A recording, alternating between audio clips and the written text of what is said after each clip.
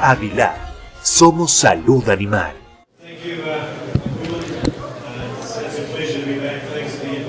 Muchas gracias, es un placer estar de regreso y bueno, quiero pedirles una disculpa porque mi español no es bueno, entonces tienen que ponerse el dispositivo en su oído. Voy a hablar sobre algo un poco diferente de lo que han escuchado hasta ahora, pero bueno, esencialmente del mismo tema. Alejandro habló de algunas de las dificultades de vacunar las aves contra influenza y entonces hemos tenido muchísimos problemas similares, pero de hecho hay un trabajo muy importante que se desarrolló para tratar de optimizar lo que entra en las vacunas que nosotros recibimos todos los años. Entonces lo que queremos hacer es tal vez continuar con el proceso exactamente de cómo podemos hacer esa selección de todos los millones que están circulando durante las épocas de influenza y dependiendo del tiempo vamos a regresar al final de H1 para mostrarles algunos de los datos reales de la última vez que hizo este comité la decisión de la vacuna para darles una mejor visión también del mundo humano. Entonces, la primera pregunta, por supuesto, es ¿acaso realmente necesitamos una vacuna de influenza en humanos? Y por supuesto, la respuesta es que no. Pero, por desgracia, ¿qué creen? Que la respuesta es que sí. Y la OMS recientemente ha actualizado cuántas personas mueren por influenza todos los años. Antes, estas cifras eran como de 500,000 de personas que morían debido a este virus todos los años. Y esto es lo que causa problemas respiratorios, cardiovasculares y exacerbación de problemas, etcétera. En 2017 hubo unas cifras revisadas y estas cifras se revisaron hacia arriba. Ahora los estimados son que hay entre 3,000 y 6,500 personas que mueren, 650,000 personas que mueren. Entonces, muchas de estas están en este tipo de condiciones, pero supongo que es un impacto enorme. Y algunas con muertes respiratorias. Y entonces tenemos que ver que hay complicaciones cardiovasculares, exacerbación de asma, y estos números eran bastante más altos. Así que, por supuesto, en términos de mortalidad tenemos un impacto enorme de la influenza en humanos.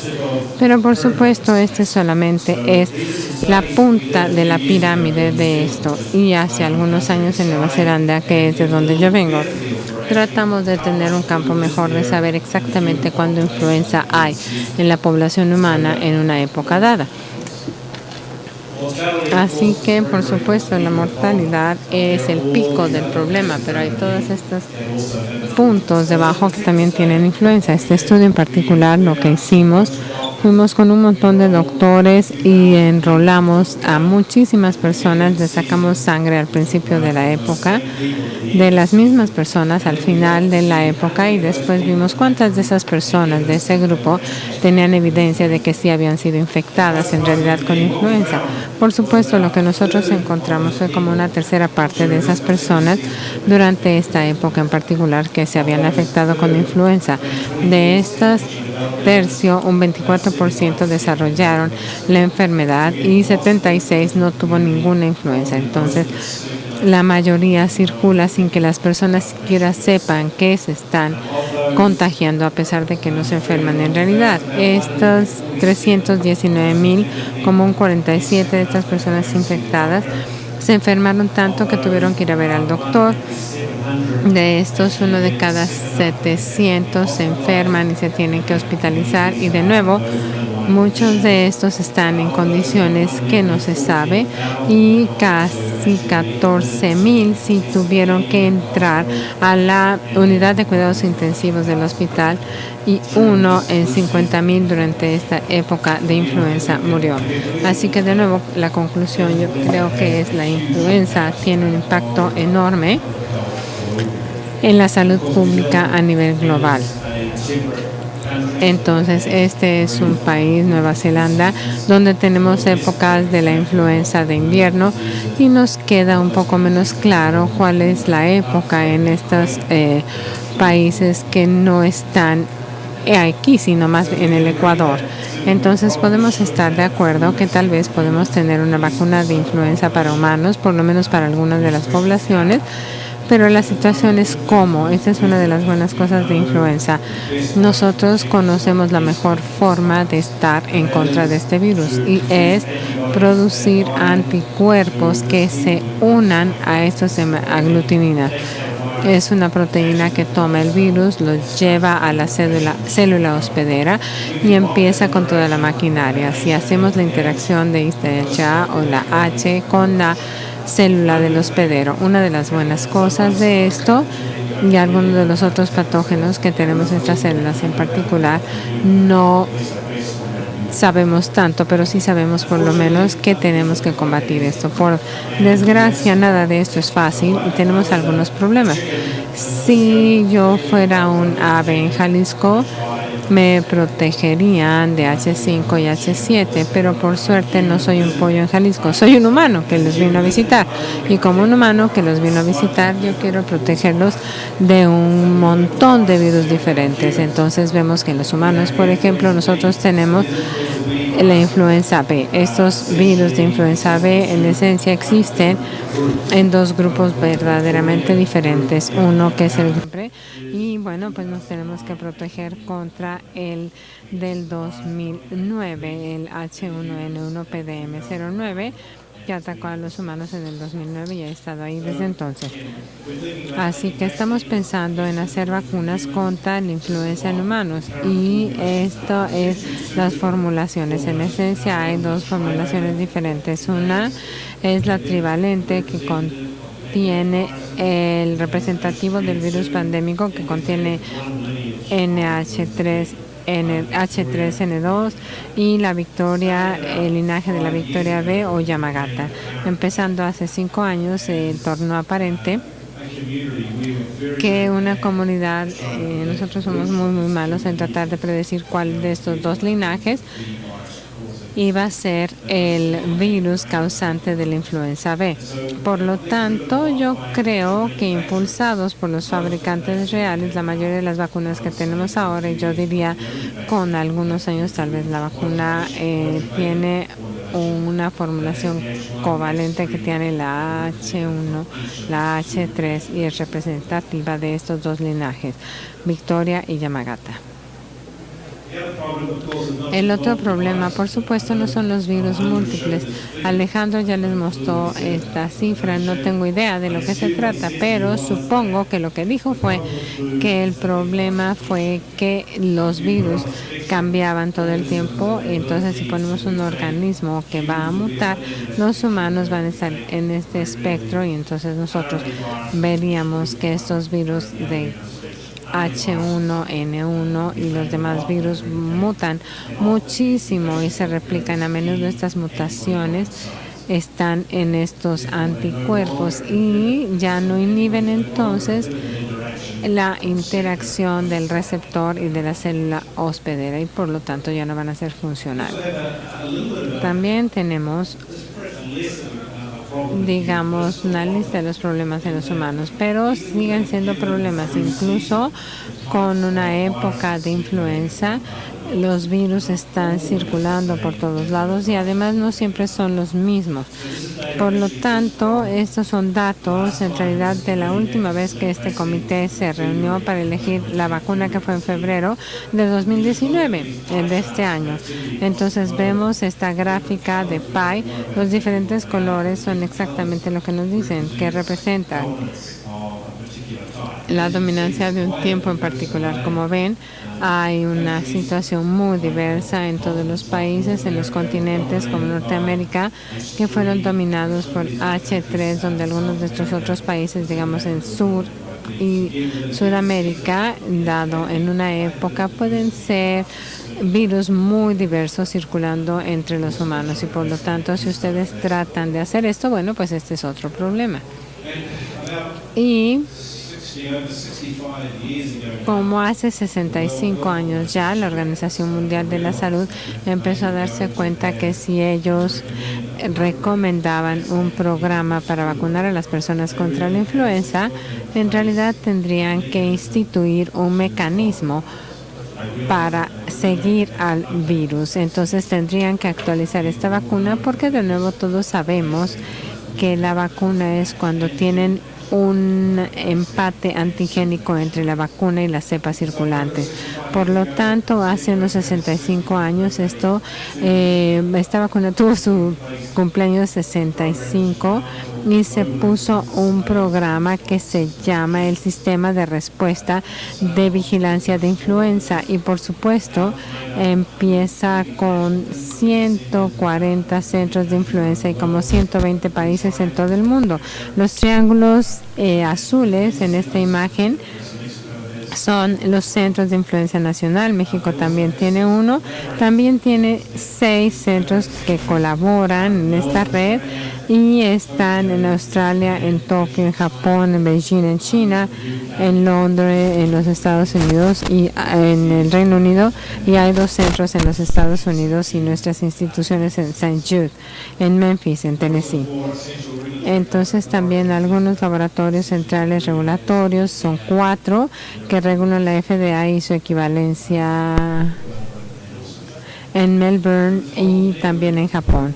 Todo esto se instituyó y la mayoría se fundó públicamente y el propósito de estos laboratorios es en esencia hacer vigilancia de influenza. Recopilar muestras dependiendo del nivel de fondos, del nivel de sofisticación de los laboratorios, recopilan muestras y ven a los centros y pueden hacer mucho más de sofisticación, pero de nuevo un sistema enorme, millones y millones de dólares que se ponen en esto contra estos fondos de gobierno para apoyar a este programa de la Organización Mundial de la Salud. Y si nosotros vemos el número de muestras, estos son solamente algunos datos. En este eje tenemos el número de especímenes caracterizados y esto es por semana del año.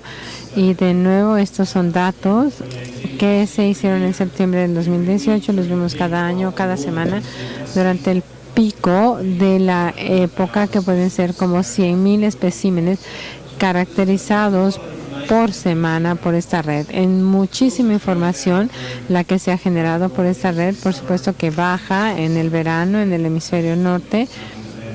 Se toman muestras y también en los países ecuatorianos se registran especímenes todo el año. Así que lo que hacemos, lo que ocurre con esta información es que 2 veces al año, una vez en febrero para hacer las recomendaciones para la vacuna del hemisferio norte y una vez en septiembre para hacer las recomendaciones de la vacuna del hemisferio sur, los representantes de estos centros de colaboración y los laboratorios regulatorios se unen para analizar estos datos. Típicamente esta reunión se hace en Ginebra, en Suiza, y de nuevo teniendo en mente que bueno, esto solamente es el número de especímenes, el número de virus que se caracteriza por semana. Así que lo hacemos en febrero, típicamente la última semana de febrero, y después tomamos la decisión para saber cuáles de las vacunas que vamos a utilizar aquí durante la siguiente época del hemisferio norte. Entonces, esta predicción, por así decirlo, de 6 meses antes de la vacuna que se lleve a cabo y causa problemas debido a que el virus de influenza no se arriesga entre febrero y octubre. Puede continuar a cambiar. No muy a menudo, pero a veces lo que nosotros elegimos en febrero ya no es relevante, sino hasta octubre. Y para este hemisferio del sur nosotros hacemos recomendaciones de la última semana en septiembre para que la vacuna se utilice en realidad a principios de marzo. Bueno, pero estamos jugando al tonto. ¿Por qué hacemos esto si estamos tan lejos de cuando la vacuna se va a utilizar? Y la razón de esto es que este proceso de cambiar las cepas no es tan sencillo. Es decir, en un mundo ideal, lo que nos gustaría hacer es decir, por ejemplo, en septiembre, estas son las vacunas que necesitamos para la época que va a empezar en octubre y así continuamos, porque simplemente esto no es práctico. Y esto solamente es un bosquejo de la línea de tiempo de lo que ocurre. Consideramos el primer punto, la identificación del virus, como el punto de inicio.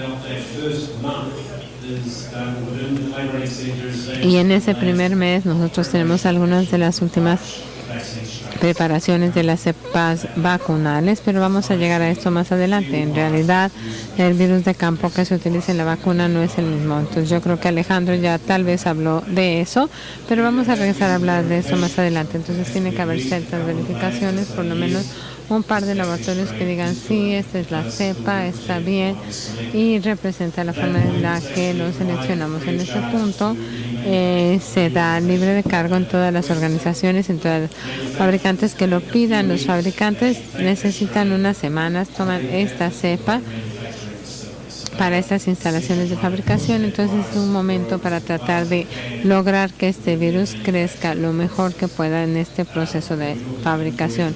Si estamos hablando de las vacunas de influenza, es como un 90% de las vacunas que es en los huevos venados que tienen otras plataformas y se están utilizando.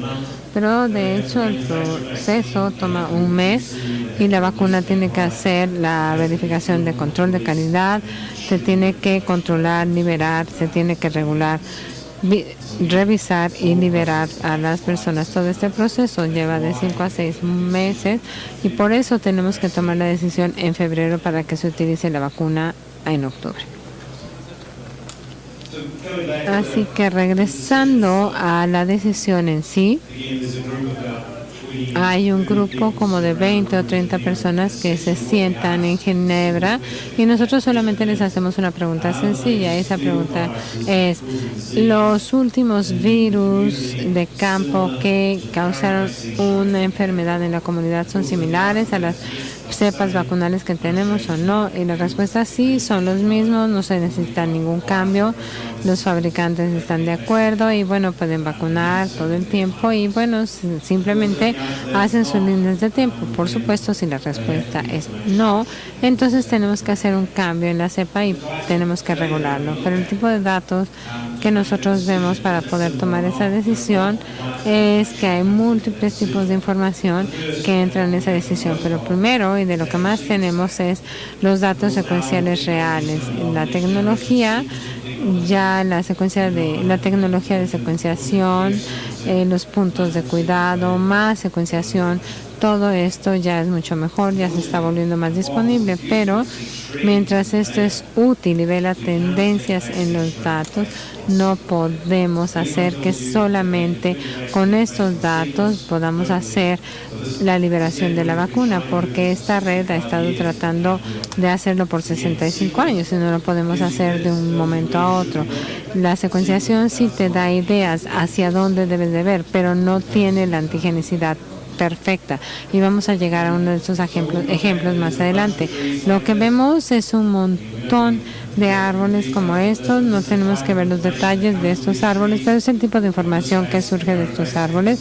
En este caso, estos son datos, creo que de un par de recomendaciones, donde Michigan era la cepa vacunal actual y un número de virus de secuenciación, todos estos aminoácidos, todas estas notas diciéndole que esto está definido por los cambios en los aminoácidos, porque después de todo no es el número de cambios lo que es importante en estos virus, sino dónde están estos cambios y cuándo están presentándose con la hemaglutinina, donde se unen los anticuerpos.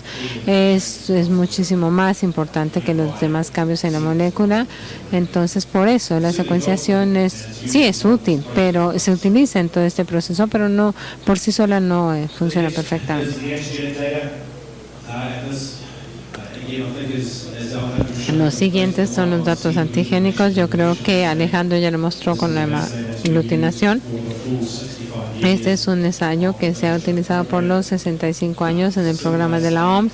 Es un ensayo sencillo y se ha utilizado a veces equivocadamente, pero en la mayoría de los casos funciona bien. Hay un poco más de microneutralización que se hacía en el pasado utilizando antisuero de hurón, pero es los datos más importantes que podemos utilizar para elegir la vacuna. Y solamente para mostrarles Esta es una de las tablas de un paquete que creo que es del Centro Japonés de una recomendación hace un par de épocas. Entonces, si lo vemos aquí arriba, suero, tal vez un poco diferente de lo que se utilizaba para las vacunas aviares en los humanos. El suero que nosotros utilizamos para caracterizar esto, todo viene de hurones, por desgracia. Para los hurones es una ruta muy importante para poder elegir la vacuna, la cepa vacunal. Y entonces empata muy bien con la de los humanos, desgraciadamente para los hurones. Entonces caracterizamos todas estas cepas. Hay cientos y cientos, tal vez miles de virus que nos caracteriza o que caracterizamos cada año. Y vamos a ver algunos ejemplos al final. Vamos a revisar algunos de estos datos en realidad. Más recientemente, bueno, pues con los datos que utilizaban este antisuero de hurón, siempre también hay un poco de datos, no es un empate completo, pero un poco utilizando el suero de humanos. Entonces tomamos los sueros de las personas que se vacunaron en año previo y vieron que también se reconocían estas adiciones de las cepas.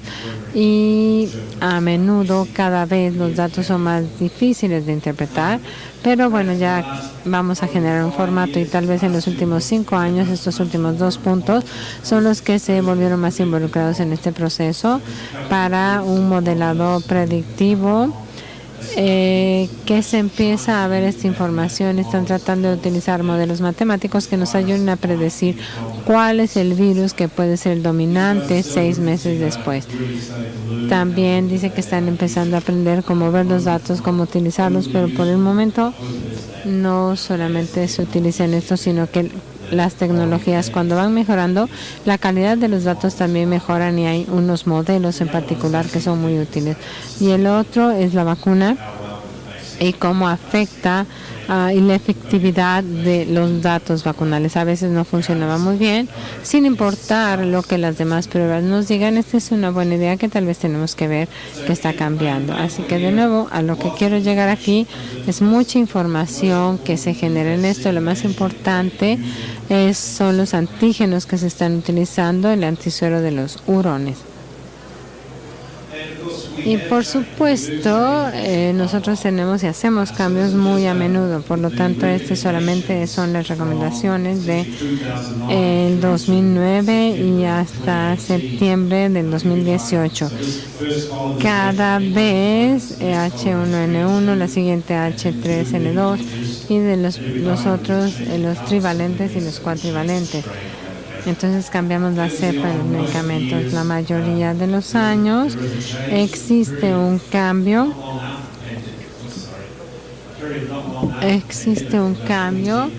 De este 2010 al 2012. No cambiamos nada. La pandemia llegó y en realidad empezó con esta influencia de la epidemiología y nada más pasaba en los años.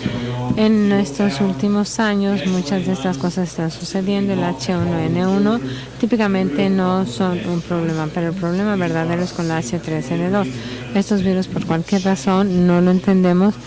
El antígeno cambia muchísimo más que los H1s. Y en los últimos años realmente cambió el componente del H3 por lo menos una vez cada año. Y bueno, de nuevo nosotros estamos a punto de reunirnos en otra ocasión en febrero y parece que también van a cambiar otra vez la H3. Entonces el criterio para hacer estos cambios con base en los datos que tenemos, los más importantes es un cambio marcado en el perfil antigénico de los virus circulantes comparados con estos títulos y también una reducción de 4 a 8 veces en HAI. Y por supuesto los cambios en la secuenciación de esta proteína de HA, nosotros tenemos muchísima más tranquilidad si la cambiamos, si podemos ver que estos virus circulantes han cambiado en este tamaño antigénico. Por lo menos sabemos y tenemos confianza que en los cambios antigénicos sabemos por qué y no tenemos que preocuparnos. El siguiente son los anticuerpos séricos de las personas que recibieron esta vacuna previamente. La otra es un problema mucho más práctico que no tiene nada que ver con elegir la cepa correcta, antigénica o la genética. Todo tiene que ver con la biohabilidad del candidato adecuado de las cepas vacunales en huevos, aislados en huevos. Entonces, si nosotros no ponemos la cepa correcta, no lo podemos utilizar en vacuna. En los últimos años, en particular, para los virus de H3N2, muchos de los problemas han sido porque estos virus vienen de los humanos y como regla general los virus están en los huevos de los virus, van a fabricantes y llegan al sistema para tener este crecimiento. Estos virus cambian. Por desgracia, esos cambios que hacen que estos virus crezcan son antigénicos. Y este es solamente un ejemplo. Este es un acercamiento de una de las hemaglutininas, es de una cepa vacunal que elegimos en 2011, y si ven las diferencias entre los virus que se cultivaron en cultivo celular, qué es lo que sale de la nariz del individuo, a qué tipo de huevo, hubo 3 cambios clave. Estos 3 cambios fueron críticos para los huevos y los 3 estaban en el sitio antigénico B de la hemaglutinina. Lo que esto significa entonces que es, elegimos al virus y para cuando hacen la vacuna, esa vacuna induce una respuesta inmune que no era como la respuesta inmune generada por el virus original. En estos casos no se puede utilizar. Y también tenemos otras cosas como la estabilidad y la adaptabilidad de los virus por razones que no entendemos. Algunos de estos no son estables. No sabemos por qué y algunos de ellos pues no crecen bien para nada. Por lo tanto, si nosotros pensamos en particular en esta situación de los humanos, donde los fabricantes en realidad tienen estos periodos de cultivar a todas sus vacunas, en realidad no pueden sacarla por mucho tiempo más. Si yo tuviera un virus que no crece tan bien, entonces por supuesto tengo que hacer el doble de huevos y a veces prácticamente no tengo tiempo para hacer la vacuna de los virus que generan esto y muchísimos problemas, poco crecimiento. Y la otra es que no todos los virus se reagrupan de manera exitosa. ¿A qué me refiero con esto? Bueno, pues también creo, que les dijo Alejandro al respecto. El virus real y los humanos va a los fabricantes no es los virus circulantes por sí solos, sino que es un virus híbrido hecho ya sea por la reagrupación convencional o utilizando genética. Muchas de las vacunas vivas atenuadas están utilizando esta genética revertida. Y si nosotros queremos ver al final del virus, tenemos, por así decirlo, el ingrediente activo, la hemaglutinina, y es lo que nosotros queremos que los anticuerpos funcionen. Van a tener el H1N1 de este virus, pero el resto de la secuencia de genes, todo va a ser de la cepa PA. Esto es doble. Al hacer esto se incrementa el rendimiento, entonces este PRI. Típicamente nosotros hacemos esto y tenemos mejores rendimientos, pero también tenemos un cierto nivel de seguridad en los procesos de fabricación.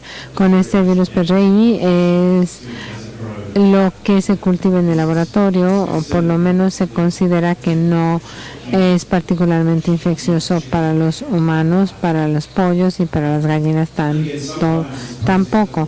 En algunas ocasiones esos procesos no funcionan bien. A veces los conjuntan y entonces en esta combinación de virus tenemos otras razones prácticas por las que a veces nosotros elegimos lo que pensamos que es un virus antigénico, pero nunca encuentra su camino a una vacuna verdadera. Eso es lo que ocurre en ese proceso. Todos estos virus fallan de crecimiento a rendimiento, reagrupación. En general, esto es lo que pasa. Este es un ejemplo, creo que de una recomendación del 2017. Entonces, las cepas vacunales recomendaron que durante el transcurso del año todas estas otras se probaron con el antiguo. Por lo tanto, en el proceso que nosotros hicimos hay mucha redundancia. No solamente nos esperamos hasta que esa recomendación detenga el proceso, tiene nuevos virus que se hacen, que se caracterizan, que se reclasifican. Y entonces llega el tiempo de las decisiones y esperamos que tengamos una selección de virus de donde elegir. Por lo tanto, en los últimos 10 minutos voy a hablar, por ejemplo, de alguna información y los voy a encaminar a la decisión que se tomó. Esta es la última decisión que tomamos. Por lo tanto, estos son los datos que yo les voy a mostrar que vienen de la reunión de febrero que fue en Beijing para hacer la recomendación de las vacunas para el hemisferio norte, que se iba a desplegar en octubre. Entonces, lo que quiero es que veamos algo de la información de H3N2 y les voy a dar un poquito de sabor para la discusión de algunos de los problemas que tenemos. Y H3N2, estos virus en realidad sí son un problema, virus que son problemáticos. Por lo tanto, si nosotros vemos filogenéticamente estos virus que estaban circulando, bueno, no sino que nosotros los vimos, H3N2 estaban circulando hasta estos virus fueron caracterizados, yo creo, desde, bueno, aquí lo tenemos desde octubre del 17 y hasta enero de 2019. Entonces la decisión verdadera se hizo en febrero. Los últimos virus se caracterizan allá por enero. Sí se necesita tiempo para que crezcan. Y si tenemos genéticamente esto en esta situación en particular filogenética, tiene que ver con los virus de H3N2, tiene que ver con los últimos 3 o 4 años. Durante esto, en el corto periodo, existe una diversidad genética enorme. Entonces estamos recopilando todo esto. Nosotros queremos leer, son tiempos, octubre 17, cada mes de hasta enero de 2019. Y los códigos de color, en este caso en particular, fueron en enero. Fue un virus de este punto en particular y este es verde, y entonces salió de Europa.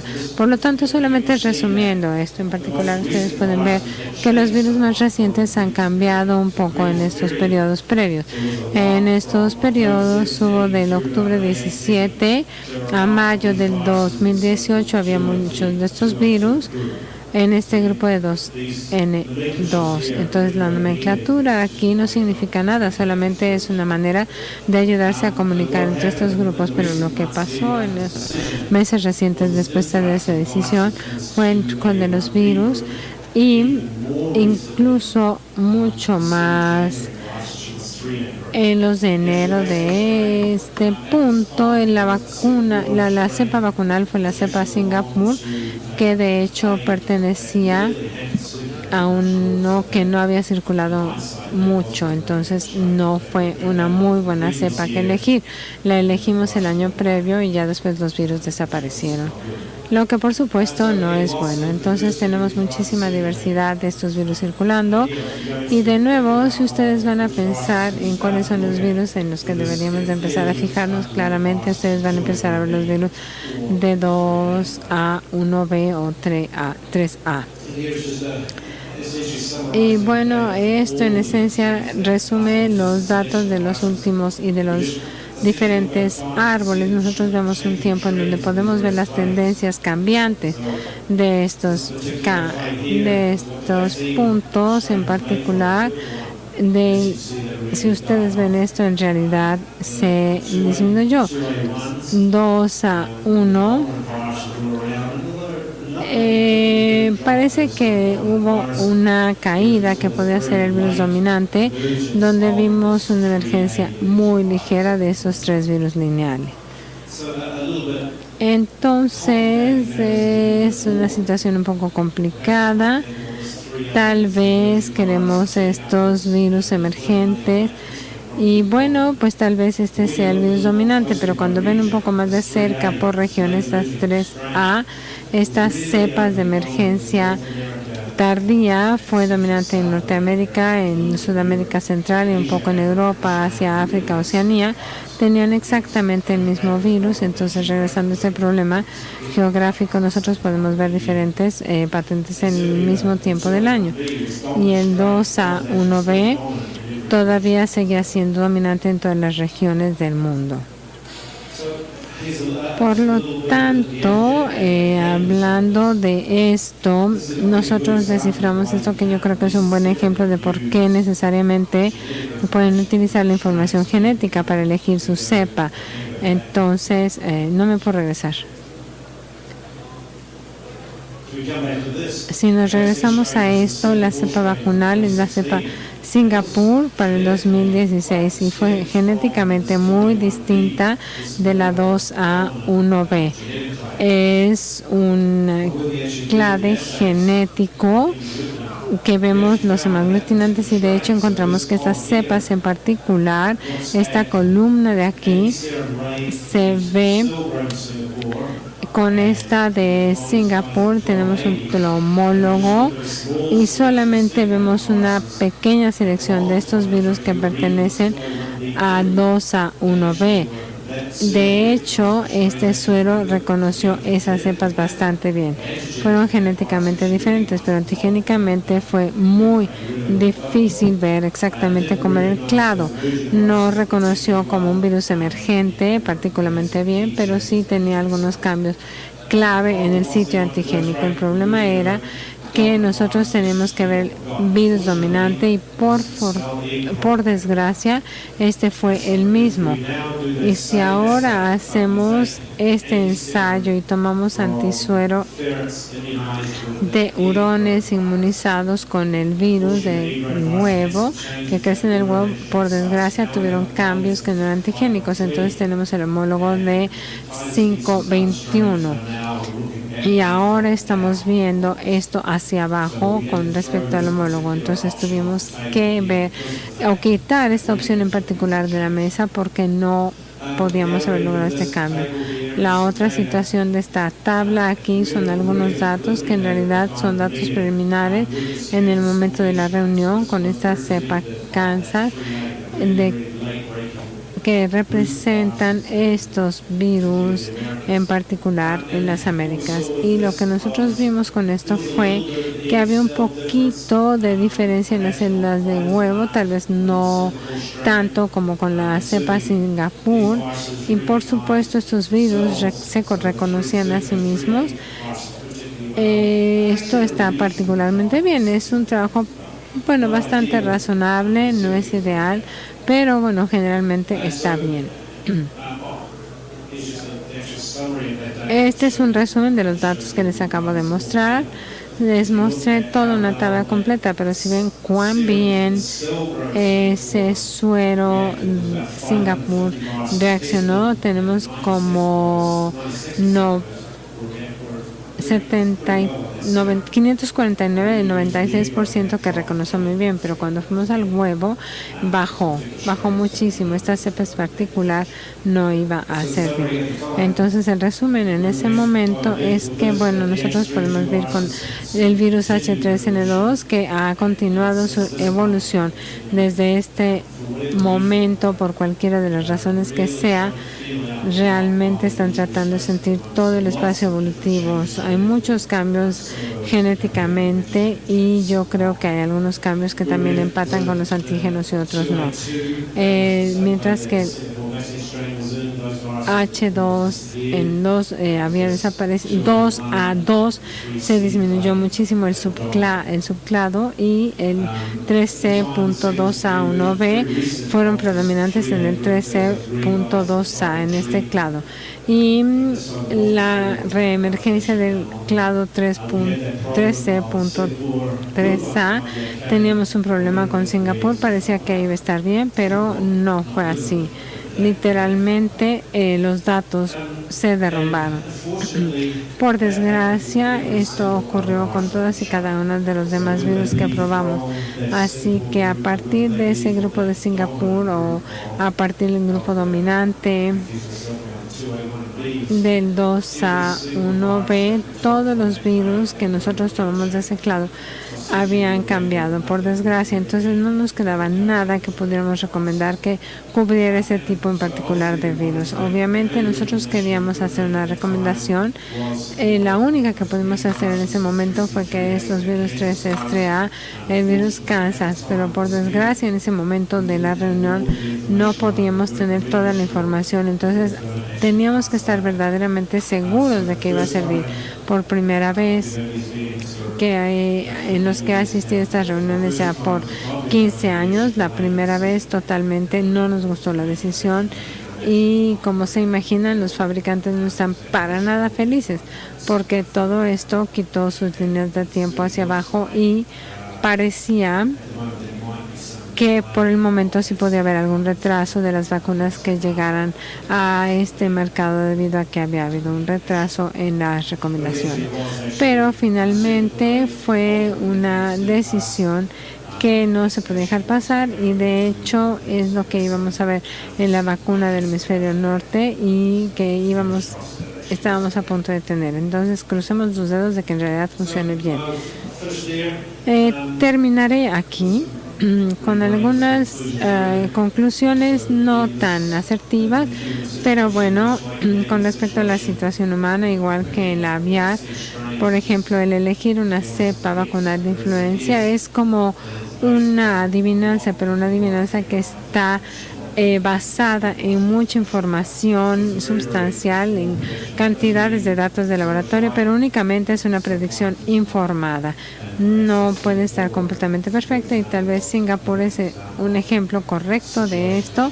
Es una situación donde la selección en ese momento tal vez no fue la correcta, pero de nuevo hubo múltiples tipos de datos que necesitaban la información antigénica. Es muy importante. Cuando nosotros continuamos, llevamos otras personas con diferente experiencia en nuestros procesos y esperemos que mejoremos al continuar.